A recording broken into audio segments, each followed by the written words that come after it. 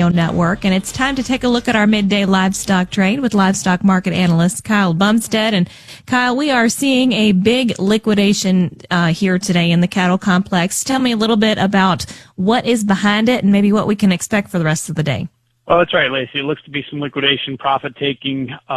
Maybe it's headline trade. Maybe it isn't. There's been headlines from Secretary Rollins about the border, and there was also headlines late last night from the president about reaching an agreement here with Argentina and potentially lowering the cost of beef. So take it for what it's worth. It's good cop, bad cop Friday. Last Friday we had somewhat of the same action here where we sold off hard early only to rally back.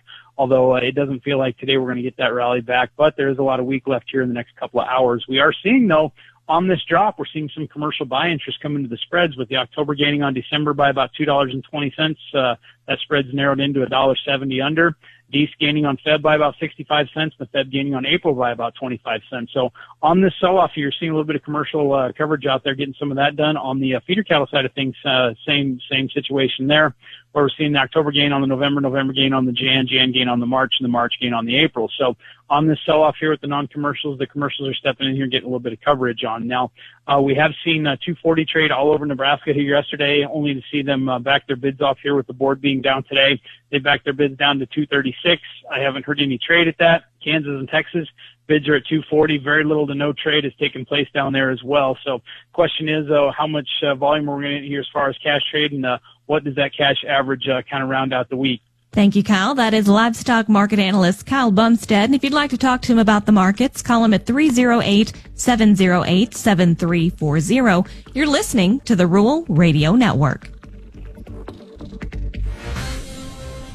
Are you concerned dry weather could impact your pasture, rangeland, or forage next year? PRF Insurance from Farm Credit Services of America offers protection against the risk of loss due to lack of precipitation in your grid.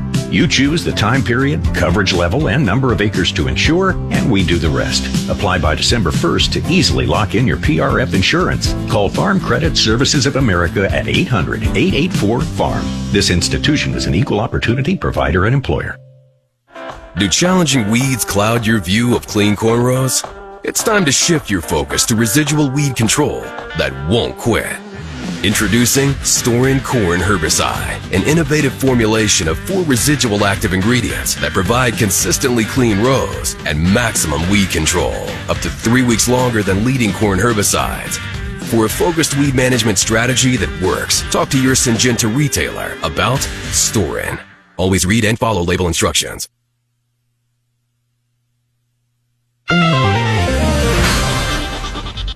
Welcome back to the Rural Radio Network. I'm Lacey Shippey from the Tractor Tuesday Market Desk with a check of your markets.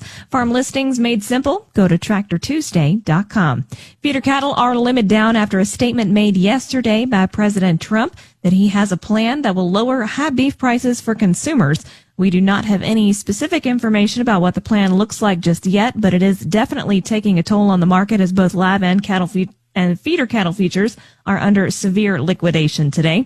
Grains are mixed to higher today with wet harvest weather and farmers storing away corn and beans helping to add some support. Corn futures are 1 to 2 cents higher, with some consolidation as we head towards the weekend. Soybean futures are 6 to 7 cents higher, drawing strength from the strong soy meal market, and wheat futures are flat to a penny higher, holding just above their nearby lows. December corn is up 2 at 4.23 3/4. March up 2.5 at 4.38. November soybeans are up 6 3/4 at 10.17 1/2. January up 7 at 10.35 1/2. December Chicago wheat is up 1 1/4 at 5.03 3/4. March up 1.5 at 5.20 1/4. Kansas City December wheat is up 1 1/4 at 4.90. March up 1 at 5.10. October live cattle are down 345 at 240.50. December down 585 at 242. February down 640 at 243.15. October feeders are down 767 at 372. November down 925 at 371.70. January limit down at 369.30. Lean hogs for December down a dime at 82.50. February down 2 cents at 85.07. You're listening to the Rural Radio Network.